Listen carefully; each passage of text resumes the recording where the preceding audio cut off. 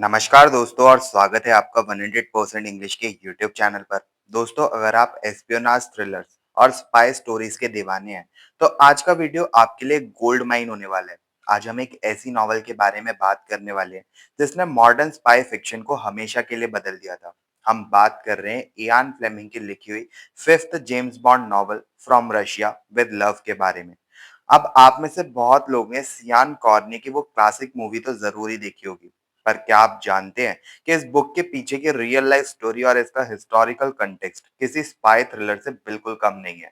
आज के इस वीडियो के पहले सेक्शन में हम इस बुक के डीप कंटेक्स्ट के बारे में कवर करेंगे, यानी इसके ऑथर की मेंटल स्टेट, इसके पब्लिश होने के पीछे का ड्रामा और 1950s की वो रियल लाइफ हिस्टोरिकल इवेंट्स जिन्होंने इस पूरे प्लॉट को इंस्पायर किया।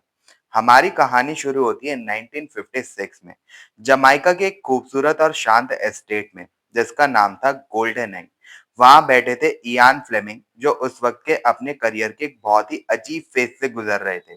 आपको लगता होगा कि एक सुपर हिट सीरीज लिखने के बाद एक ऑथर बहुत खुश होते हैं, करेक्ट? लेकिन रियलिटी बिल्कुल अलग थी। Ian Fleming actually James Bond के कैरेक्टर से पूरी तरीके से थक चुके थे, जिसे लिटरेरी टर्म्स में हम ऑथोरियल फटीग कहते हैं। उन्हें लग रहा था कि उनके पास अब जेम्स बॉन्ड के लिए नए आइडियाज नहीं बचे हैं, और उन्होंने यहाँ तक सोच लिया था कि इस नॉवल के एंड में वो जेम्स बॉन्ड को परमानेंटली मार देंगे और इस सीरीज को हमेशा के लिए खत्म कर देंगे। इस एग्जॉशन के बावजूद उन्होंने लिखना शुरू किया और अप्रैल 8 1957 को जॉनथन केप पब्लिशर ने इस बुक को यूनाइटेड किंगडम में रिलीज किया। शुरुआत में इसको अच्छा रिस्पांस मिला, पर इसका असली बूम आने वाला था लगभग 4 साल बाद, और वो भी बिल्कुल अनएक्सपेक्टेड जगह से। मार्च 1961 में यूनाइटेड स्टेट्स के प्रेसिडेंट जॉन एफ कैनेडी ने लाइफ मैगजीन को एक इंटरव्यू दिया, और गेस करिए उन्होंने क्या कहा। उन्होंने फ्रॉम रशिया विद लव को अपनी टॉप 10 फेवरेट बुक्स की लिस्ट में शामिल किया। इस सिंगल हाई प्रोफाइल एंडोर्समेंट ने पूरे अमेरिका में जेम्स बॉन्ड की सेल्स को आसमान पर पहुंचा दिया, और जेम्स बॉन्ड को सिर्फ एक ब्रिटिश हीरो नहीं, बल्कि पूरे वेस्टर्न वर्ल्ड का एक कल्चरल आइकन बना दिया। लेकिन दोस्तों, इस नॉवल की सबसे बड़ी खासियत पता है क्या है? ये कोई हवा हवाई फैंटेसी नॉवल नहीं है। इयान फ्लेमिंग खुद वर्ल्ड वॉर 2 के दौरान नेवल इंटेलिजेंस के ऑफिसर रह चुके थे, इसलिए उन्हें रियल वर्ल्ड एस्पियोनाज मैकेनिक्स और जियो पॉलिटिक्स की गहरी समझ थी। जब ये बुक 1956 में लिखी जा रही थी, तो पूरा ग्लोब कोल्ड वॉर के सबसे बड़े और डर से भरे हुए फेज से गुजर रहा था। ग्रेट ब्रिटेन उस वक्त एक बहुत बड़े आइडेंटिटी क्राइसिस से गुजर रहा था। स्विस क्राइसिस के बाद ब्रिटिश एम्पायर का ग्लोबल कंट्रोल तेजी से डिक्लाइन होता जा रहा था। बुक में जेम्स बॉन्ड खुद अपने टर्किश एलाई डार्को करीम से बात करते हुए कहता है, in England we don't show teeth any more, only gums. इस पोस्ट इंपीरियल एंजाइटी को दूर करने के लिए इयान फ्लेमिंग ने जेम्स बॉन्ड को मॉडर्न फैंटेसी मिथ की तरह पेश किया। एक ऐसी फैंटेसी जहां भले ही पूरा एम्पायर डल रहा हो, पर उनका एक अकेला सीक्रेट एजेंट पूरे सोवियत यूनियन की मकैनरी से अकेले टक्कर ले सकता है। और 1956 का साल तो रियल वर्ल्ड स्पाई स्कैंडल से भरा पड़ा था। सबसे पहले अप्रैल 1956 में सोवियत्स ने बर्लिन में चल रहे एक secret joint British American tunnel operation को एक्सपोज कर दिया, जिसे सोवियत्स की कम्युनिकेशन टैप करने के लिए बनाया गया था। उसी महीने एक मशहूर British driver Lionel Buster Crabb Portsmouth harbour में एक सोवियत क्रूजर शिप के प्रोपेलर्स की फोटो लेने गया और मिस्टीरियस सर्कमस्टांसेस में गायब हो गया। और सबसे बड़ा धक्का ब्रिटिश इंटेलिजेंस को तब लगा जब उनके अपने टॉप ऑफिशियल्स गाय बर्जेस और डोनाल्ड मैकलीन डिफेक्ट करके सोवियत यूनियन भाग गए, मतलब गद्दारी करके सोवियत यूनियन भाग गए। फ्लेमिंग ने इन सारे रियल वर्ल्ड एंजाइटीज और इंसिडेंट्स को उठाकर अपनी नॉवल के ताने बाने में फिट कर दिया, जिसकी वजह से इस थ्रिलर को पढ़ते वक्त लोगों को एक एक्सट्रीम रियलिज्म और डर का एहसास होता है। आप इसको इस तरीके से रिलेट कीजिए, अगर आपने धुरंधर मूवी देखी है, तो उसके अंदर कुछ रियल क्लिपिंग्स, रियल न्यूज़ को यूज़ किया गया है रियल टाइम फ्रेम्स के लिए। तो आपको एकदम रियलिज़्म वाली फीलिंग आती है उस मूवी को देखते हुए, भले ही वो फैंटेसी क्यों ना हो। चलिए अब बात करते हैं उन रियल कैरेक्टर्स और गैजेट्स की, जिन्होंने इस नॉवल के प्लॉट को शेप किया। सबसे पहले आते हैं हमारे प्राइमरी एंटेगोनिस्ट पर, जो कि है स्मर्श। बुक के ऑथर्स नोट में इयान फ्लेमिंग ने क्लेम किया था कि स्मर्श, जिसका फुल फॉर्म है स्मीयर्ड स्पियोनाम, यानी death to spies, Soviet government का सबसे सीक्रेट और खौफनाक डिपार्टमेंट है जो आज भी एक्टिव है। हिस्टोरिकली अगर देखें तो जोसेफ स्टालिन ने 1943 में रेड आर्मी के अंदर काउंटर इंटेलिजेंस के लिए स्मर्श बनाया जरूर था, लेकिन वर्ल्ड वॉर टू के बाद मई 1946 में इसको ऑफिशियली डिसॉल्व कर दिया गया। फ्लेमिंग ने इस रियल एजेंसी को दोबारा जिंदा किया, क्योंकि अगर वो उस वक्त की एक्टिव इंटेलिजेंस एजेंसीज का नाम लेते तो उन पर ब्रिटिश ऑफिशियल सीक्रेट्स एक्ट के वायलेशन का खतरा मंडराने लगता। अब बात करते हैं इसके सबसे आइकॉनिक सेट पीस की। ओरिएंट एक्सप्रेस पर होने वाला क्लाइमैक्टिक बैटल। ये ट्रेन का सफर और मर्डर एक्चुअली एक बिल्कुल सच्चे इवेंट से इंस्पायर्ड था। फरवरी 1915 में यूजीन कार्प, जो कि रोमानिया में स्टेशनड एक यूनाइटेड स्टेट नेवल अटैकी और इंटेलिजेंस एजेंट थे, बुखारेस्ट से ओरिएंट एक्सप्रेस पर सवार हुए। उनके पास कुछ ऐसी कॉन्फिडेंशियल फाइल्स थी जो शो करती थी कि सोवियत्स को अमेरिकन स्पाई नेटवर्क्स के बारे में कितनी इन्फो है। पर रास्ते में मिस्टीरियस तरीके से उनका मर्डर कर दिया गया और उनकी बॉडी साल्जबर्ग के पास एक रेलवे टनल में मिली। इयान फ्लेमिंग ने खुद इस ट्रेन पर ट्रेवल किया था और इस इंसिडेंट से इंस्पायर होकर उन्होंने ट्रेन के अंदर का वो क्लस्टरोफोबिक थ्रिलर एटमॉस्फेयर बिल्ड किया। और आपको याद होगा इस बुक का सबसे बड़ा प्राइस, सबसे बड़ी बेट क्या थी? वो था एक स्पेक्टर डिकोडिंग मशीन, जिसके लालच में ब्रिटिश सीक्रेट सर्विस इस ट्रैप में फंसती है। ये Spectre machine actually World War to की फेमस जर्मन एनिग्मा मशीन से इंस्पायर्ड थी, जिसे क्रैक करने के लिए एलिस ने अपनी पूरी जान लगा दी थी। फ्लेमिंग नेवल इंटेलिजेंस के दौरान इस मशीन की सिक्योरिटी वैल्यू से अच्छी तरीके से वाकिफ थे, इसलिए उन्होंने इसको अपनी स्टोरी का अल्टीमेट बेट बनाया। यहाँ तक कि कैरेक्टर्स भी रियल लोगों से इंस्पायर्ड थे।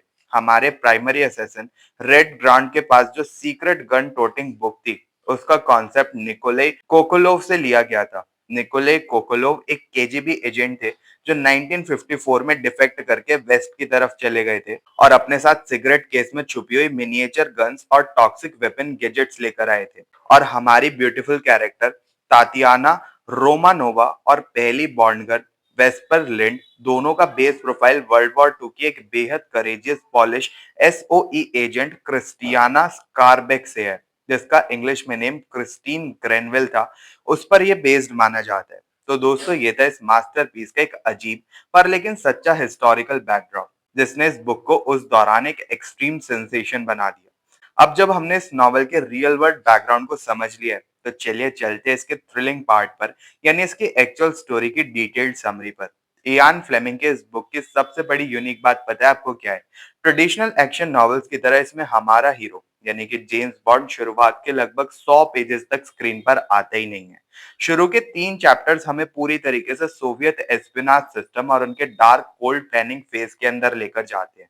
हमारी समरी का पहला हिस्सा शुरू होता है क्रीमिया के एक आइसोलेटेड प्राइवेट विला से, जहां हमें इंट्रोड्यूस किया जाता है स्मर्श के chief executioner Donovan red grant से, जिसे रशिया में क्रास्नो ग्रानेट्सकी के नाम से जाना जाता है। ग्रांट कोई आम विलन नहीं है, वो एक साइकोपैथिक ब्रिटिश आर्मी डिजर्टर है, जिसे बचपन से ही फुल मून यानी पूरे चांद की रातों में खून करने की एक अजीब सी बीमारी या फिर अर्ज होती है। ऑकमेक्लॉय नाम के एक छोटे से गांव में पल के बड़ा हुआ ये लड़का पहले छोटे जानवरों का गला घोटकर मारता था, फिर बड़े जानवरों पर आया और आखिरकार उसने एक सोते हुए ट्रैम्प का खून कर दिया।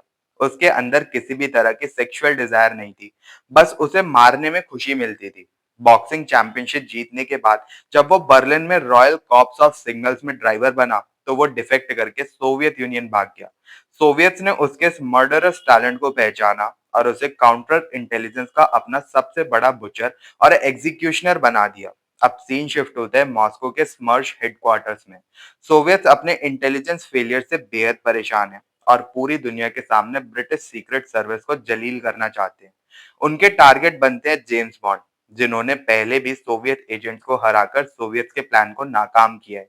लेकिन सोवियत सिर्फ जेम्स बॉन्ड को मारना नहीं चाहते, बल्कि वो उनको एक्सट्रीम बेइज्जती के साथ मारना चाहते हैं, ताकि पूरे वेस्टर्न वर्ल्ड में उनका और उनकी एजेंसी का एक बड़ा कैरेक्टर असैसिनेटिंग सेक्स स्कैंडल खड़ा हो सके। इस पूरे ऑपरेशन को प्लान करने की जिम्मेवारी मिलती है 2 लोगों को। टॉफ क्रॉनस्टीन, जो कि एक cold silent chess grand master है और स्मर्श के हेड ऑफ प्लानिंग है। क्रॉनस्टीन के लिए इंसान कोई इमोशन वाले क्रीचर्स नहीं है, बल्कि उनके लिए लोग सिर्फ चेस बोर्ड के पॉन्स हैं, जिन्हें उनके सेल्फ प्रिजर्वेशन और सेक्स के बेसिक इंस्टिंक्ट से मैनिपुलेट किया जा सकता है। Colonel Rosa Klebb, head of Otdel two operations and execution, Rosa Klebb एक बेहद गॉस्टिक, सैडिस्टिक और न्यूट्रल कैरेक्टर है, जो टॉर्चर की बेहद शौकीन है। क्रॉन्स्टीन एक ऐसा मास्टर प्लान बनाता है, जिसे दुनिया की कोई भी एजेंसी मना नहीं कर सकती।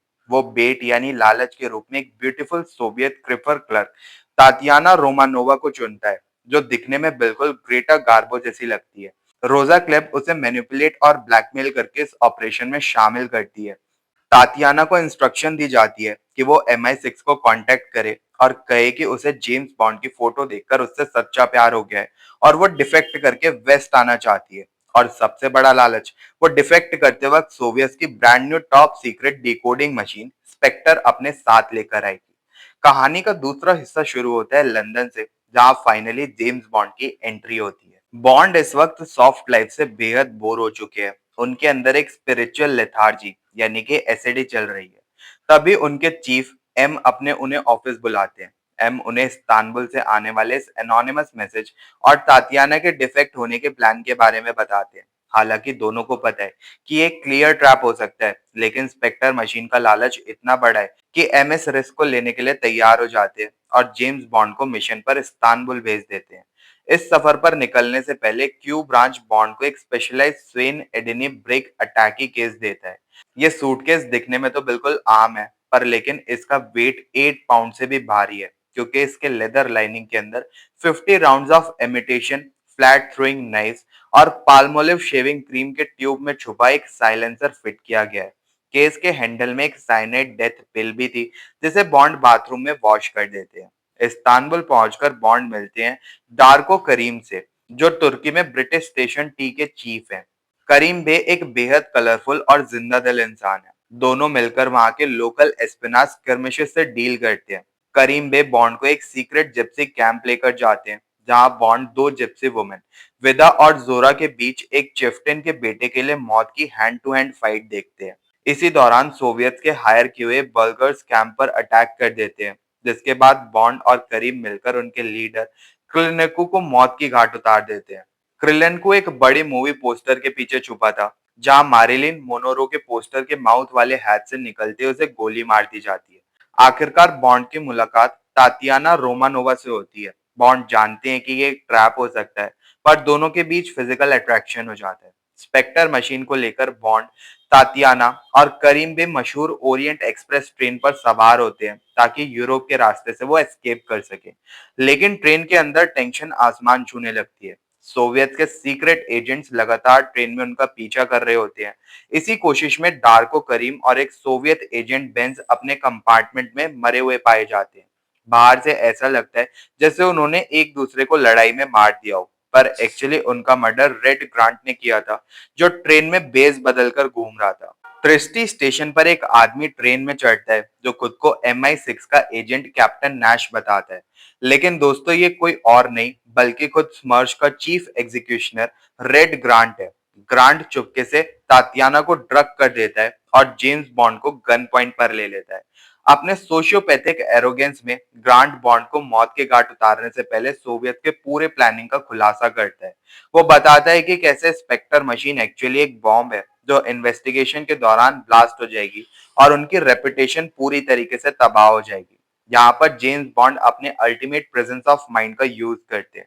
वो ग्रांट से आखिरी सिगरेट मांगते हैं और ध्यान भटकाने के लिए अपने मेटल सिगरेट केस को एरिक एम्बलर की बुक द मास ऑफ डिमिट्रियोस के पीछे छुपा लेते हैं और उसको बिल्कुल अपने दिल के ऊपर रख लेते हैं।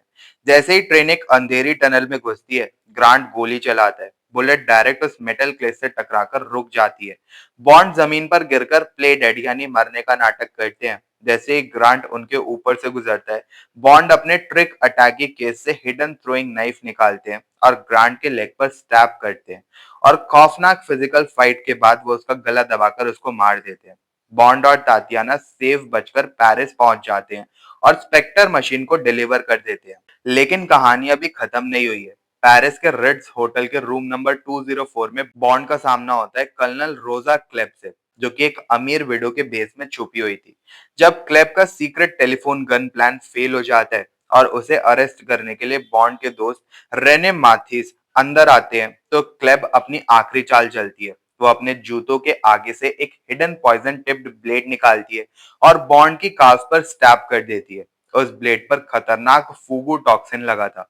रोजा क्लेप तो पकड़ी जाती है, पर पॉइजन बॉन्ड के जिस्म में इतनी तेजी से फैलने लगता है कि उनकी सांस रुकने लगती है और उनके हाथ पैर बेहिस होने लगते हैं, मतलब बेबस होने लगते हैं वो। नॉवल की आखिरी लाइन हमें पूरी तरीके से सुनकर देती है, जब जेम्स बॉन्ड स्लोली पिवट होते हुए जमीन पर क्रैश कर जाते हैं। इस एब्रप्ट और मैसिव क्लिफ हैंगर ने 1957 के रीडर्स को इस शॉक में छोड़ दिया था कि क्या जेम्स बॉन्ड सच में मर गए।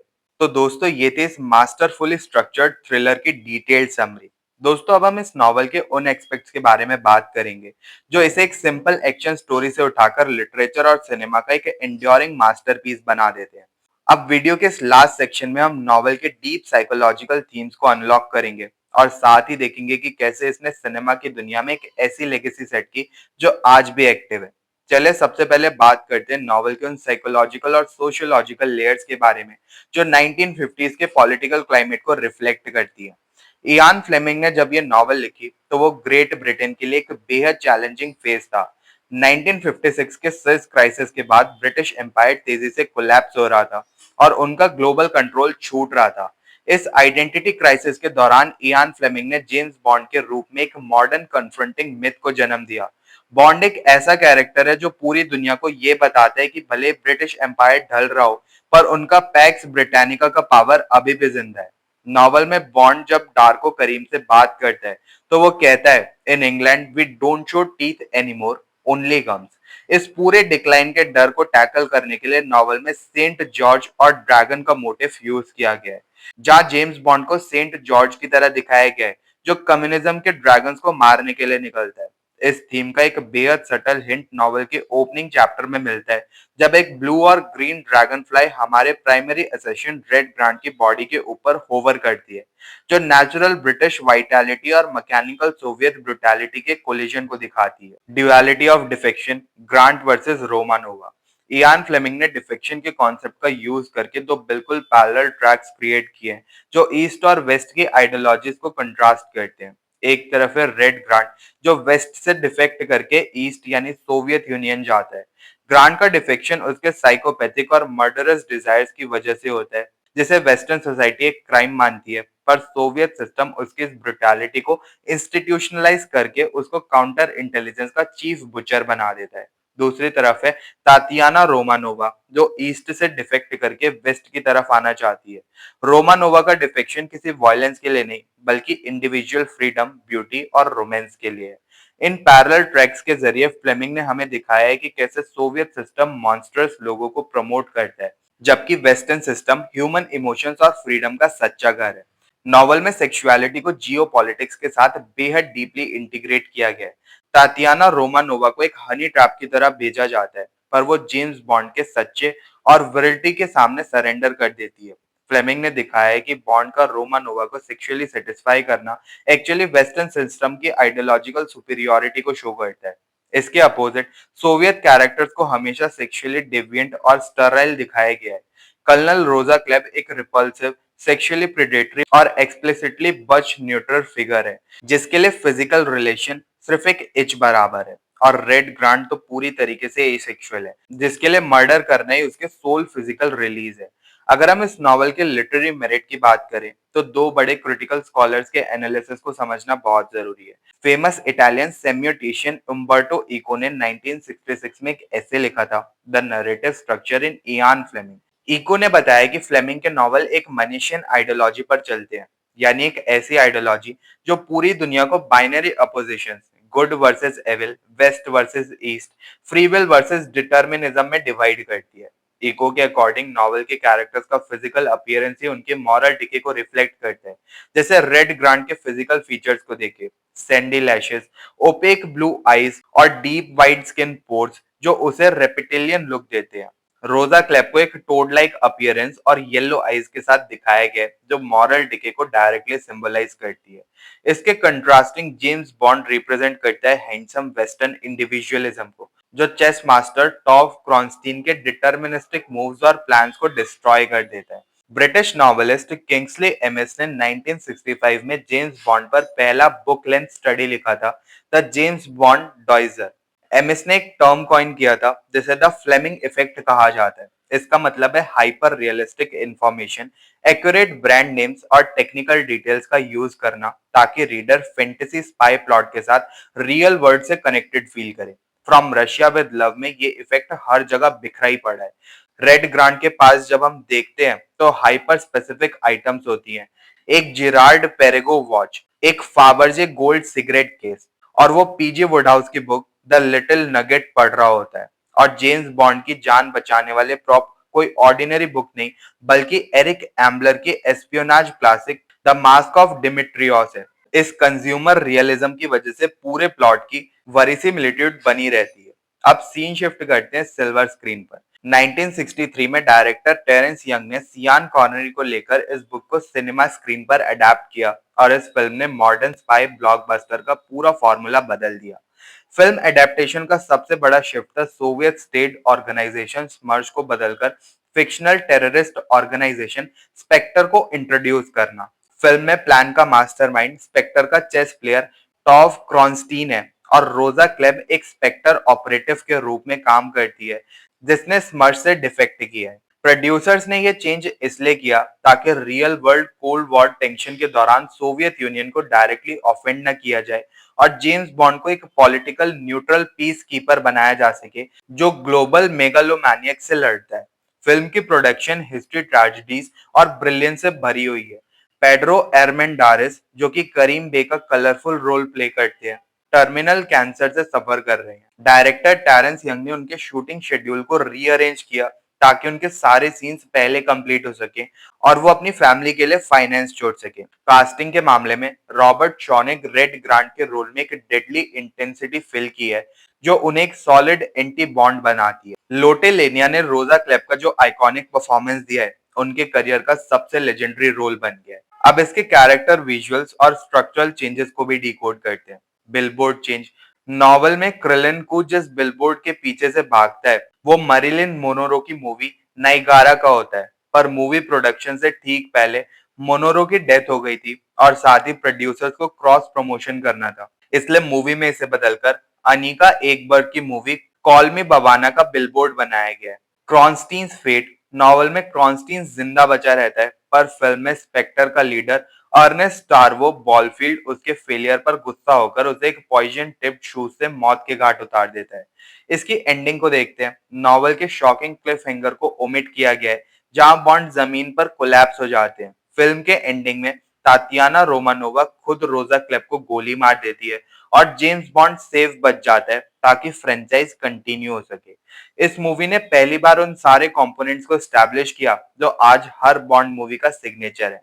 सबसे पहली चीज है एक high octane cold open pre title sequence. Desmond Llewelyn का क्यू के रूप में फर्स्ट अपीयरेंस जहां वो ट्रिक गैजेट्स एक्सप्लेन करते हैं। Faceless cat stroking mastermind Ernst Stavro Blofeld का शिल आउट। मैट मोनोरो की वॉइस में पहला वोकल थीम सॉन्ग जिसे जॉन बैरी ने कंपोज किया था और एंडिंग क्रेडिट्स में लिखा हुआ जेम्स बॉन्ड विल रिटर्न। तो दोस्तों, फ्रॉम रशिया विद लव सिर्फ एक जेनरिक एक्शन थ्रिलर नहीं है, ये एक ऐसी स्टोरी है जो पोस्ट वॉर ब्रिटिश एंजाइटीज को कैप्चर करती है और उस पर वेस्टर्न इंडिविजुअलिज्म की जीत का एक कल्चरल फैंटेसी डिजाइन करती है।